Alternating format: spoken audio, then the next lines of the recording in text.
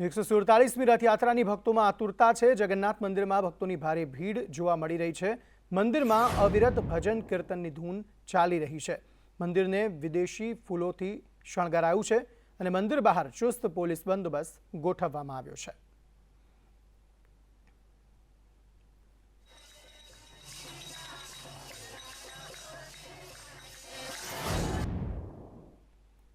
આવતીકાલે ભગવાન જગન્નાથ નગરચર્યાએ નીકળશે, ત્યારે અમદાવાદમાં 147મી રથયાત્રાની તડામાર તૈયારીઓને આખરી ઓપ આપી દેવાયો છે। ભગવાન જગન્નાથજીના રથનું મંદિર પ્રાંગણમાં આગમન થઈ ચૂક્યું છે। ભગવાન આવતીકાલે રથ પર બિરાજમાન થઈને નગરચર્યાએ નીકળશે। ત્રણેય રથનું મંદિરમાં આગમન થઈ ચૂક્યું છે।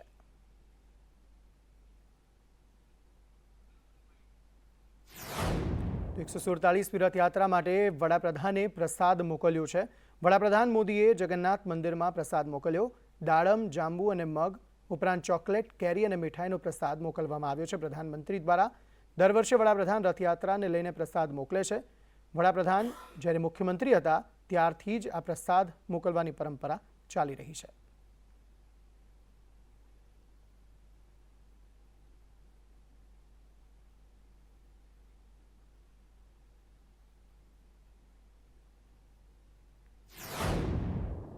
ની 147મી રથયાત્રા છે તે પૂર્વે વડાપ્રધાન નરેન્દ્ર મોદીએ દર વર્ષની જેમ આ વર્ષે પણ ભગવાન માટે વિશેષ પ્રસાદ જે છે તે મોકલાવ્યો છે, જેમાં મગ છે, જાંબુ છે, કેરી છે, મીઠાઈ છે અને ડ્રાયફ્રૂટ્સ, ચોકલેટ સહિતની તમામ પ્રસાદી છે કે જે વડાપ્રધાન દ્વારા મોકલવામાં આવી છે। જગન્નાથ મંદિર ખાતે દર વર્ષે આ પરંપરા મુજબ જે વડાપ્રધાન છે તે પોતાનો જે પ્રસાદ જે છે તે વિશેષ રીતે મોકલતા હોય છે।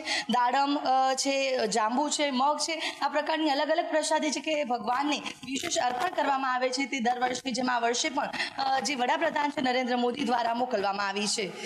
કેમેરા પર્સન કુંતલ મહેતા સાથે આયુષી યાજ્ઞિક, સંદેશ ન્યૂઝ, અમદાવાદ। તો આ તરફ જગન્નાથ મંદિરે મુખ્યમંત્રી ભૂપેન્દ્ર પટેલ પણ પહોંચ્યા હતા। સીએમએ રથયાત્રા પૂર્વે જગન્નાથ મંદિરે દર્શન કર્યા। સીએમ ભૂપેન્દ્ર પટેલે ભગવાન જગન્નાથની આરતી પણ ઉતારી હતી। મુખ્યમંત્રીએ આરતી કરવાની પરંપરા નિભાવી। મંદિર પરિસર જય જગન્નાથના નાદથી ગુંજી ઉઠ્યું હતું। તો આવતીકાલે જ્યારે ભગવાન જગન્નાથજી નગરચર્યાએ નીકળશે તેની પૂર્વ સંધ્યાએ મુખ્યમંત્રી ભૂપેન્દ્ર પટેલ અહીં જગન્નાથ મંદિરે પહોંચ્યા હતા અને વિશેષ આરતીમાં તેમણે ભાગ લીધો હતો અને આરતીનો લાહવો તેમણે લીધો હતો। ભગવાનની પૂજા અર્ચના પણ ભૂપેન્દ્ર પટેલ મુખ્યમંત્રીએ કરી હતી। અમદાવાદમાં રથયાત્રાને ગણતરીના કલાકો બાકી છે ત્યારે ગૃહ રાજ્યમંત્રી દ્વારા રથયાત્રાના રૂટનું નિરીક્ષણ કરાયું। લોકોમાં રથયાત્રાને લઈ ખૂબ આનંદ છે તેવું હર્ષ સંઘવીએ કહ્યું અને સુરક્ષાની તમામ વ્યવસ્થા કરવામાં આવી છે। ટેકનોલોજી અને હ્યુમન રિસોર્સનો ઉપયોગ કરવામાં આવશે તેવું પણ તેમણે જણાવ્યું હતું। ડ્રોન કહેવાય છે તેનો બી આ વખતે ઉપયોગ કરવામાં આવવાનો છે।